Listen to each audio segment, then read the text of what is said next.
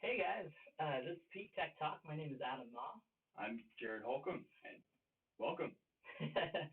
and we're here to talk about current kind of tech topics that we've been dealing with in the call center here.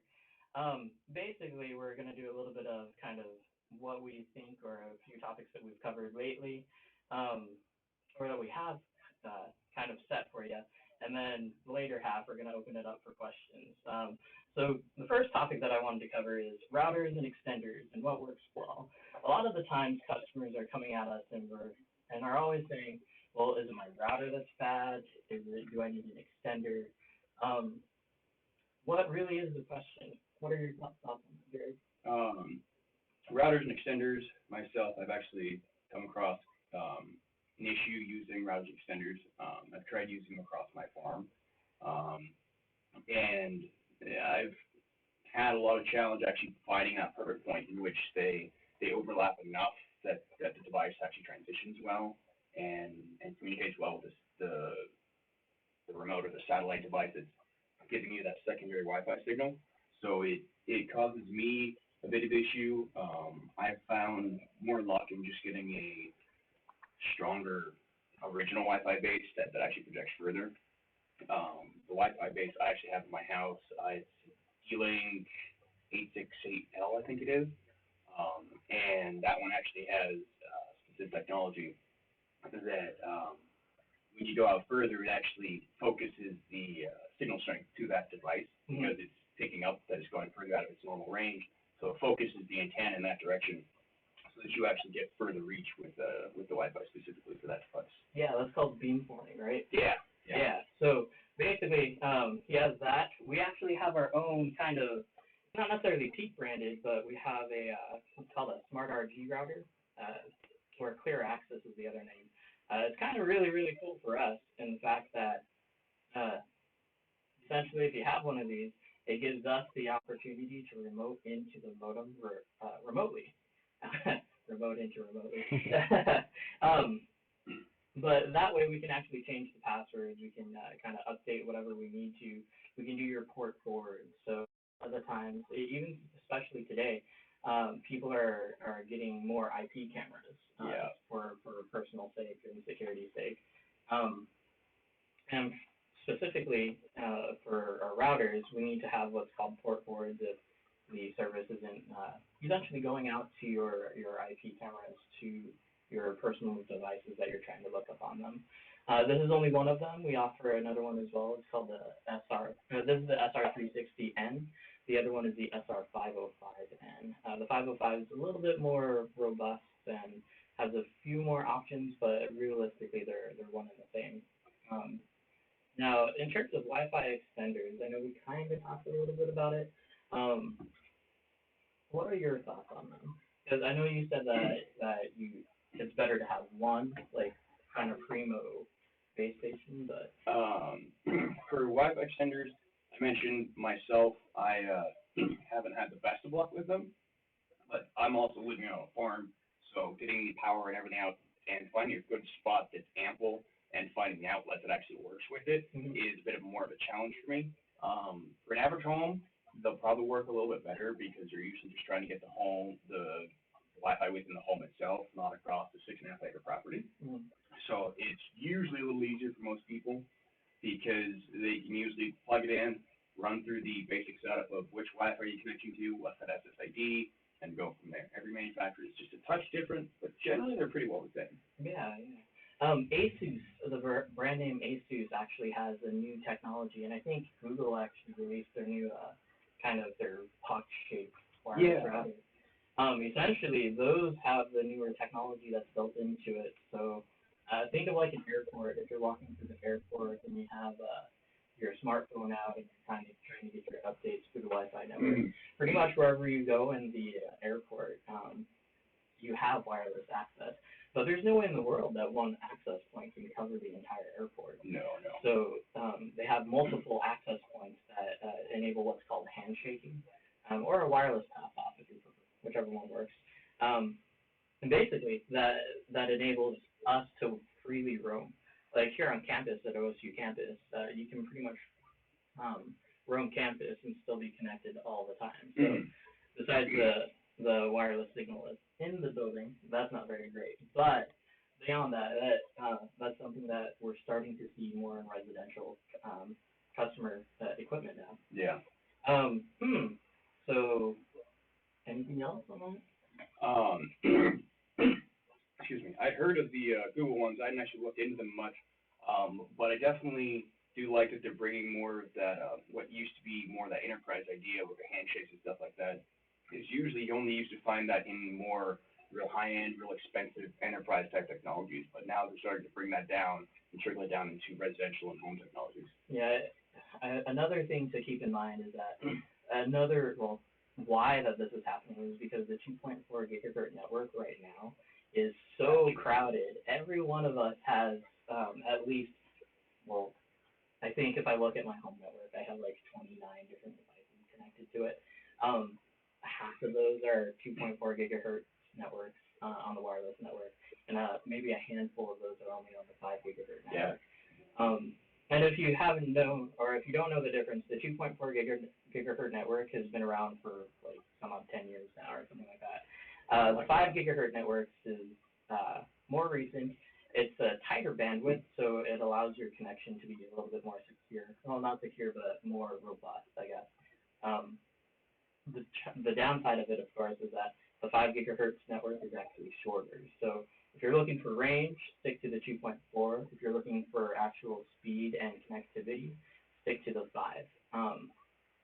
But going back to this, the 2.4 gigahertz network is so crowded that now when we look at our wireless network list, we see like maybe 5 to 10 different networks, and it's always refreshing. And especially if you're in a apartment complex, you'll have many, many more than that easily. Another fun thing is actually within a home, most people have, whether they have a Wi-Fi router in their home or not, they usually have at least one device that runs on 2.4 gigahertz radio. That's your microwave. And that can actually do a lot of hampering to your Wi-Fi signal as well. Mm-hmm.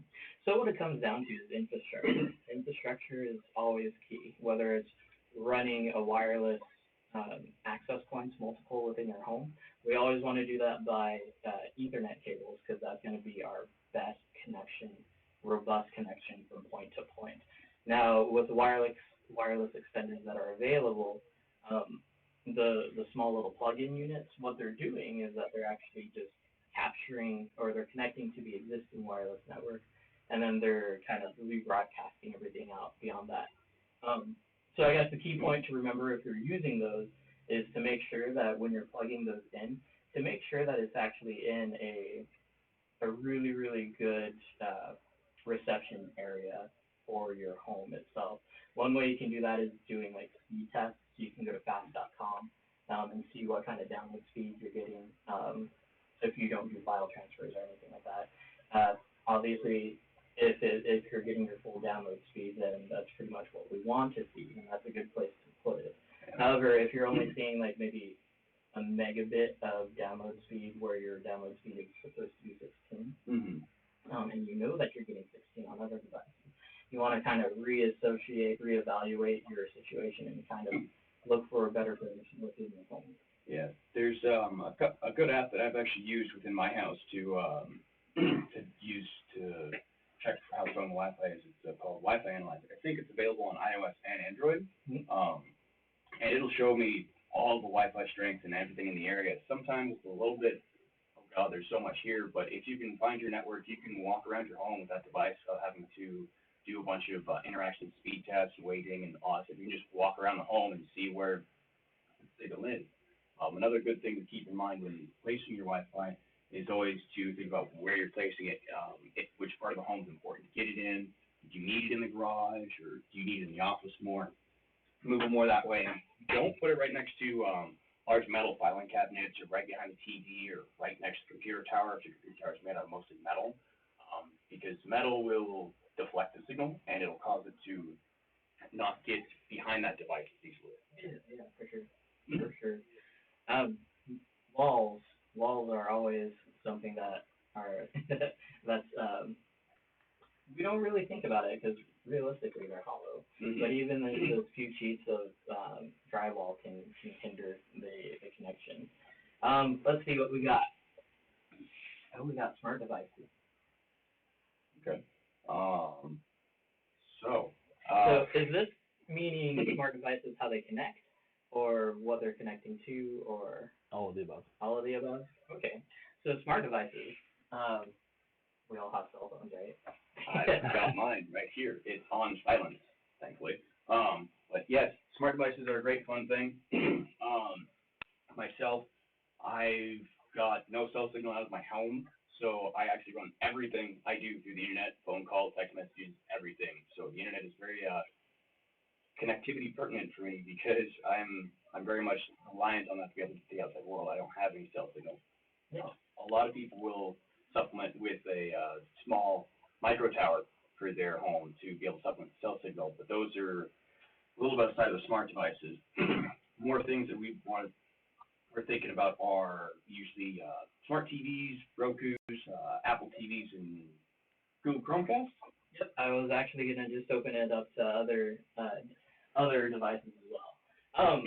Actually, let's go ahead and talk about the streaming boxes because me personally, I don't actually use them. I have my own media PC computer that I stream from. Yep. I have an Xbox One. I have a PS3. Yeah. So in terms of actually needing a smart streaming box, to me, I don't necessarily have to. Like not a Roku box at least. Okay. So Roku box, Chromecast, Apple TV is listed. Those are the ones that I don't really care for, especially a smart TV because I have things that can do it already. Right. So I guess let's talk about smart TVs right now. Okay. A lot of the times, people call in and they're always like, "Well, I can't get my smart TV connected to the Wi-Fi network." And yes, those are familiar calls, and those are definitely some of the more challenging ones because smart TVs, no manufacturer has decided on a single schema on how they want to lay out their menus or how things want to look. And so finding the different apps or even just the settings to even set it up can be a real big challenge because Vizios might look different from Samsung's. Samsung's usually has a little more intuitive interface because most people have a Samsung device, things like that, or a lot of people have interacted with a Samsung device. So they're usually a little more intuitive, but Vizio or some of the off-brands, those can be a challenge to find those settings on. now they may be a challenge, but realistically they're all one and the same. In terms of setup at least. Any wireless device that you have, the setup's going to be the same. There's going to be a feature where it scans the wireless network and it's going to, you can either click on it or select it, and it's either going to ask you for a password or to join it, basically, and then ask you for a password. You'll type in your password, and usually it's going to connect. Or at least hopefully it connects. If not, go ahead and double check your password.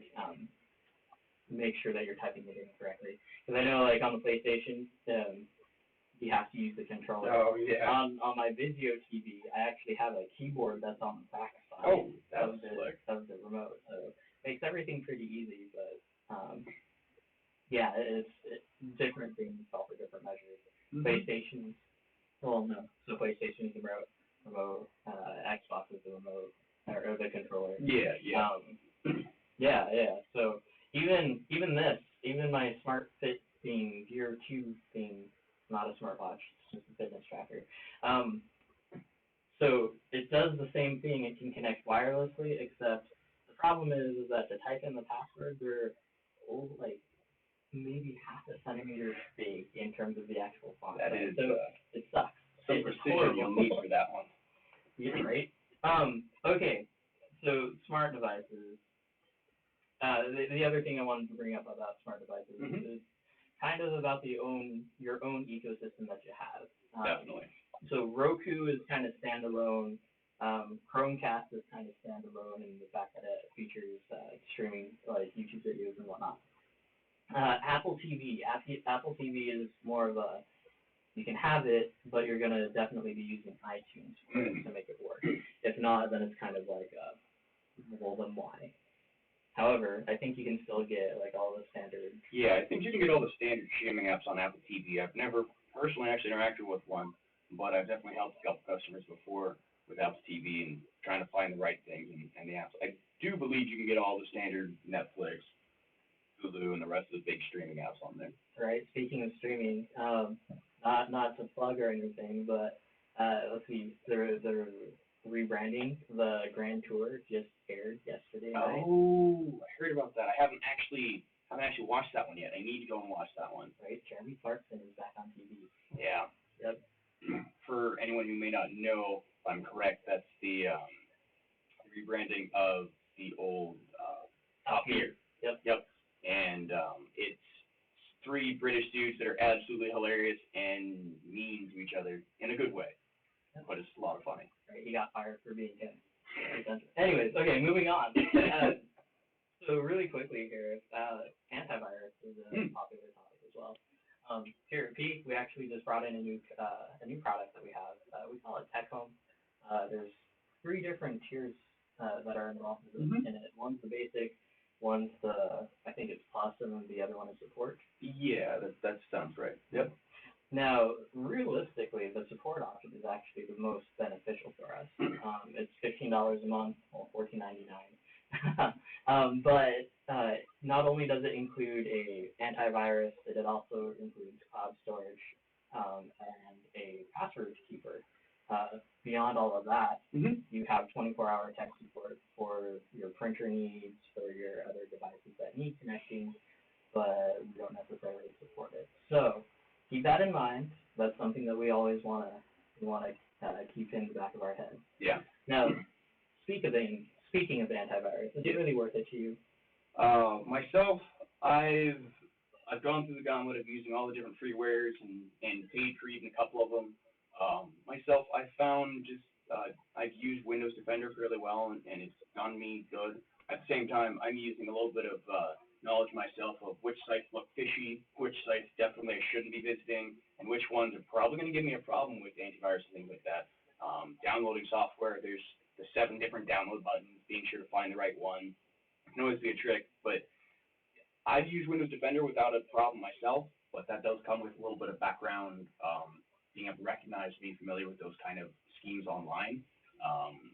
But other softwares that I've been touched up with, AVG, Norton, I stay away from Norton these days because it's a resource hog. But the rest of them, they've all done their own fairly well. But I've kind of just stuck with Windows Defender because I do my own PC building, so I end up having to reinstall everything. It's just one less thing that I have to reinstall when I build my PC. Right. My personal feeling on it, and this is me specifically, the mileage may vary for everyone else. I actually don't run an antivirus. Right. Wow. Not, like I said, mileage may vary. Definitely comes again with being aware of which things to click and not to click. Well, and that's what it comes down to is exactly, what are you clicking on? Is it a scam? Is it fake? Is it a phishing scheme? A lot of our calls are phishing schemes saying, well, I just got this email and it's asking me for my username and my password. Don't do that. Ever. Or one of the other big ones is, hey, this is Microsoft blocking your computer. You've done illegal things or other such. No. Microsoft's not going to block your computer or freeze it down like that at all. Right, and the other one is, this is a virus alert or something like that. Big old fake blue screen of death. Right, so there's that one. There's the one that actually says that we've detected virus on your computer. Don't close this window or else it's going to most likely erase your documents and whatnot. Yeah, that's a scam. Call this fake 800 number that's conveniently placed here. Oh, don't do it. Right. Don't do it. If anything, give us a call. We can go ahead and make sure and kind of reiterate what it is and what they're trying to do. Yep. And it's kind of sad because time and time again we run into people where they're actually falling for the scam, and we've seen people like pay out $300 to I had a customer once, who paid around $2,800 and some dollars just to get through with this, and I was on the unfortunate end of having to explain that no, that wasn't a real thing, that was entirely just a scam, and I unfortunately felt so distraught for that customer just because of what was happening. For sure. So this is a live stream right now, so if you guys have any questions, go ahead and type them down in the chat box below. Really, right now, we're not necessarily out of topics, because we could talk about anything, like, all day long. Uh, but we want to know what you're thinking. What are your questions? What are your concerns? When you're on the call, what do you think we're not telling you? Anything. Yeah. So we'll kind of just open that up right now, and let's see how many people are actually viewing for sport. And that's probably actually including you right now, so 3. Go back to another topic. Maybe start back with the smart home again. How connecting your devices to your router, how to do that, and why it's some way beneficial and some way probably not as beneficial. So there's one feature out there called WPS or Wi-Fi protected setup. I think that's the one. Yeah. And this technology is mighty convenient. It's a good way to quickly connect things, but at the same time, it does have a few innate flaws in itself. A little bit of security, but that's a little more on the advanced side of things. The big one is usually it's just press a button, the router and the device just talk to each other, and then they figure out how to set things up, and then they're happy and good. Myself, I've not had much luck setting that up because I've missed the timing or some other thing, and I've just had hit and miss with that one myself. But I've had a lot of customers actually report that's worked for them, and why isn't it working this time? But that one's another technology out there that's really typically easy for setting up your devices to connect to them. I've had it work twice. Yeah, I've never gotten it to work at my own home, but the Comcast routers actually that Comcast gives out, I've had more luck with when I've been over at a friend's or buddy's house, just pressing that and finding their device. I've had more luck out of any with those devices specifically than I have with taking that giant 20-some character default password that my buddy has not gone and changed for some ungodly reason, and made me try to type it. So like, nope, push. Oh wow, it actually worked. Cool. Well, that's what technology is supposed to be. We're also to the point where our routers, I have an Asus N68U or something like that, or it's RT68U, and I also have a Nighthawk from Netgear, the AC1900. So essentially same specs in terms of speed, but both of them actually have smart Wi-Fi applications that you can download onto your phone. Oh. And I believe the Asus one, you can actually go in and say, share this password with your friends, which is essentially sending a text message. Okay. So are they remote management, so that you can actually change internal settings, or are they just kind of a? Yes. Okay. Yeah. That's actually kind of pretty convenient. The Asus one is actually really cool because it actually has a bandwidth meter. Right down. That would be so helpful for so many of my customers when I have some slow internet. Okay, you're doing updates or what's going on. It would show that there's something going on. Can you actually find out which device is using that bandwidth, or is it in general bandwidth usage? Kind of. Forget which setting it's in, but I think it actually falls into the QoS, quality of service, for those who don't know. Essentially, I think you have to log into the router to it. Okay. So you would log into that part, you go into quality of service, and it actually shows you how much bandwidth each computer, each device is actually putting through the router. That would be so helpful for figuring out, because it is such a pain to go through and turn off every device, turn them on one by one to figure out which one's actually using up the bandwidth, and running the speed test in between, finding out which one is taking up the bandwidth. Yeah.